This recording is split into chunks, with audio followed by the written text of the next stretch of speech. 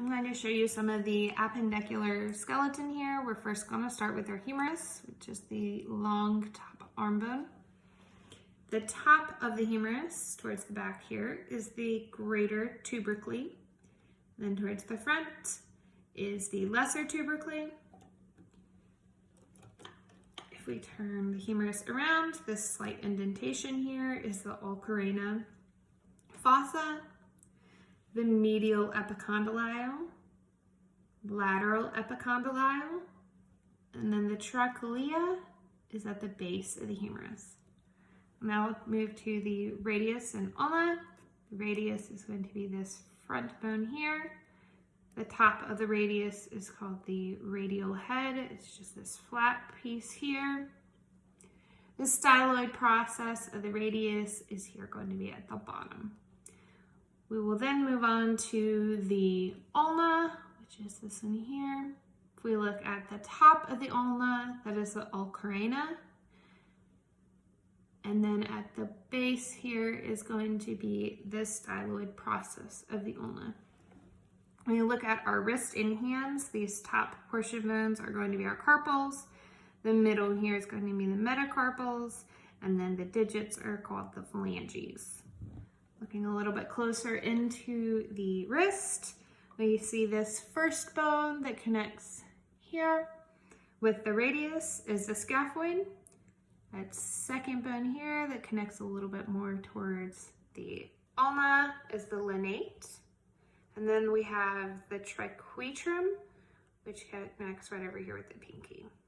If we turn our hands this way, we can see this projection right here, which is the pisiform. And then this small triangular shaped bone here is the trapezoid. Looking again on the front of the hand, this small first bone here is the trapezium. One that will connect right in here with the middle finger is the capite. And then the one that will connect right in here with the ring finger is the hymate. We'll now move to the lower portion of the body, starting with the pelvic girdle, which is down in here. The iliac crest is going to be right here at the top, this curvature here. The sacroiliac joint, if we're able to move our skeleton a little, you can see a slight connection here between the ilium and the sacrum. It's right there. The ilium are the large bones on the side, on either side. The ischium is this lower, almost W-shaped bone.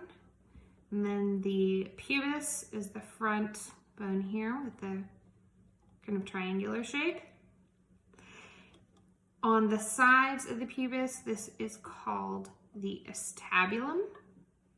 Then the operator foramen are the large openings here in the pelvic girdle.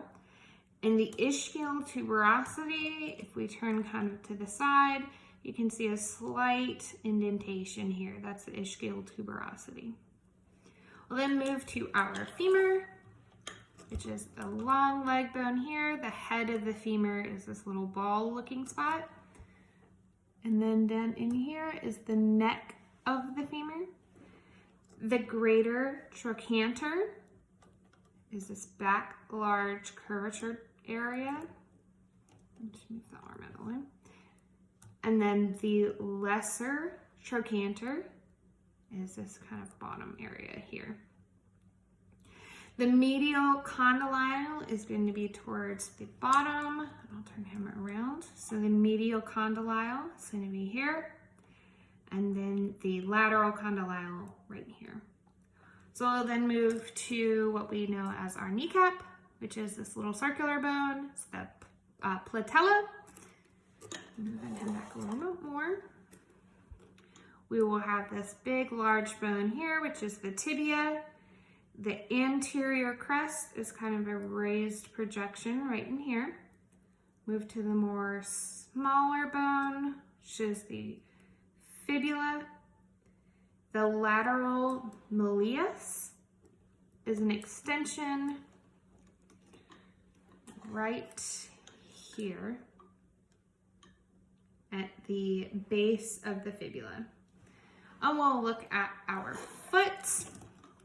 And looking at the foot, the top portion right around here is the tarsals. Then again, we have underneath that the metatarpals, and then the phalanges, or the digits at the ends. And at the bottom of the foot, this large bone here is going to be known as your calcaneus. And then above that on top, this bone right here, is the talus.